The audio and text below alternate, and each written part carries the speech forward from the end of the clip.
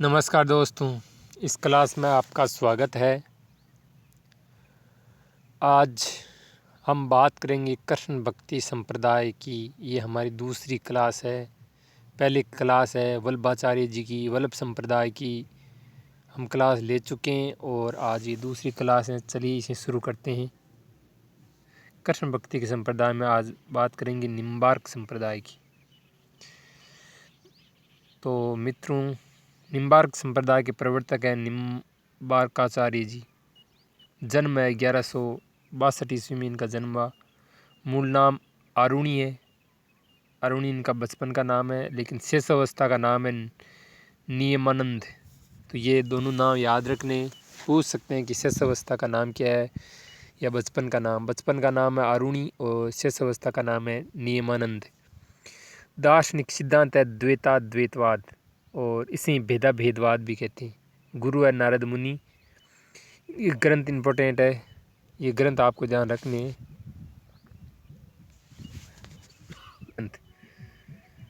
वेदांत परिजात स्वरूप। दूसरा है सश्लोकी। तीसरा ग्रंथ है श्री कृष्ण स्तवराज। चौथा है मंत्र रहस्य षोडशी और पांचवा है प्रपन्न कल्पवल्ली। तो ये इम्पोर्टेंट है। 3 इनके ग्रंथ दे देंगे, एक वल्लभ संप्रदाय का कोई ग्रंथ दे देंगे और पूछ लेंगे निम्न में से कौन सा निम्बार्क संप्रदाय का ग्रंथ नहीं है। तो इम्पोर्टेंट है। और वेदांत परिजात स्वरूप है। ये द्वैतावादी विचारधारा का दार्शनिक विवेचन इसमें मिलता है। तो इस ग्रंथ का भी आपको ध्यान रखना है। बात करेंगे विशेष तथ्य। इस संप्रदाय में कृष्ण भक्ति में राधा और कृष्ण का युगल भाव स्वीकृत है। कैसा भाव स्वीकृत है? युगल। वेरी इंपॉर्टेंट बात है, ये बात ध्यान रखनी है कि इस संप्रदाय में राधा कृष्ण का युगल भाव स्वीकृत है। वाम बाग में वर्ष भानुजा राधा के साथ विराजमान श्री कृष्ण ही उपास्य है। ये इम्पोर्टेंट है, पहला ही कथन, और यहाँ से प्रश्न बनने की पूरी संभावना है। दूसरा देखो, निम्बार्क संप्रदाय में राधा का स्वकीय रूप स्वीकार किया गया है। पर क्या स्वकीय, तो यह इम्पोर्टेंट है। कथन दे देंगे कि निम्बार्क संप्रदाय के संबंध में कौन सा कथन असत्य है या सत्य। तो राधा है उसका स्वकीय रूप स्वीकार है।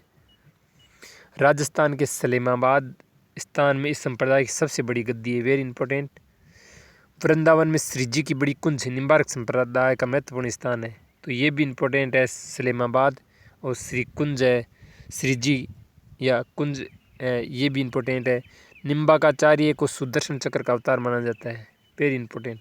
जो कृष्ण जी का चक्र है उसके अवतार माने जाते हैं, सुदर्शन चक्र का अवतार।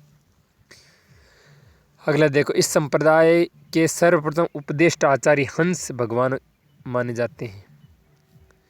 अगला, इस संप्रदाय को हंस या सनक संप्रदाय भी कहते हैं। तो एक एक कथन इम्पोर्टेंट है, इनका ध्यान रखना है।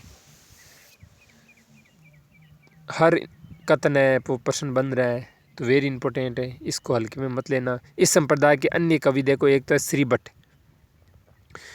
श्री भट्ट है, इनको कहते हैं हितु सखी का अवतार। और दूसरा कवि है वो है हरि व्यास देव। इनके एक ग्रंथ है महावाणी ब्रजभाषा में, ये इम्पोर्टेंट है। और तीसरे परशुराम देव व्यास। इनकी 2 महत्वपूर्ण बात है। एक तो जो सलेमाबाद में गद्दी है, जो राजस्थान में इस संप्रदाय की बड़ी गद्दी है, इसको लेकर आए थे वृंदावन से सलेमाबाद। ये बात परशुराम देव व्यास जी के संबंध में इम्पोर्टेंट है। दूसरी है राम भक्ति में रसिक शाखा की स्थापना परशुराम देव व्यास जी ने की। तो परशुराम देव व्यास वेरी इंपॉर्टेंट है। और श्री भट्ट है वो हितुसखी का अवतार है, ये इम्पोर्टेंट है। तो इसके सभी कथन महत्वपूर्ण है, हर कथन से एक प्रश्न बन रहा है। तो प्यारे मित्रों, ये क्लास अच्छी लगी है तो आप चैनल को सब्सक्राइब कर लीजिए ताकि नोटिफिकेशन मिले, और अगली क्लास का आप इंतज़ार करिए। और पीछे की जो क्लासें हैं उनको आप ज़रूर देखिए। इससे पहले हमने राम काव्य है उसकी क्लासें ली है, सूफी साहित्य है, जो संत साहित्य है, आदिकाल है, उन सब की क्लासें ज़रूर देखें। और मैं इस क्लास को यहीं दे रहा हूँ विराम। धन्यवाद।